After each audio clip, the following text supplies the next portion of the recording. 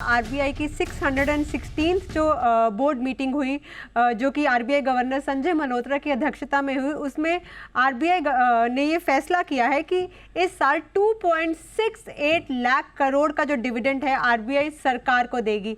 पिछले साल ये डिविडेंड जो था ये 2.11 लाख करोड़ था। पिछले साल भी रिकॉर्ड तोड़ डिविडेंड था और इस बार पिछले साल के रिकॉर्ड को भी तोड़ा गया है।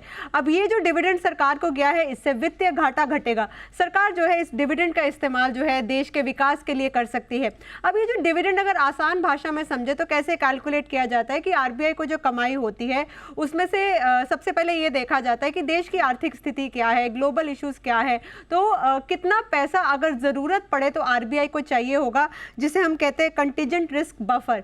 ये जो कंटिजेंट रिस्क बफर है इस बार 7.5% कर दिया गया है। आरबीआई देखता है कि अगर जरूरत पड़ी, देश पर कोई संकट आया तो हमें इतना पैसा अलग रखना है। तो यहाँ पर आरबीआई ने जो कमाई की उसमें से कंटिजेंट रिस्क बफर को अगर निकाला तो आरबीआई ने इस बार जो डिविडेंड दिया है वो रिकॉर्ड तोड़ निकला है। 2.68 लाख करोड़ का डिविडेंड है, पिछले साल के रिकॉर्ड को तोड़ा गया है।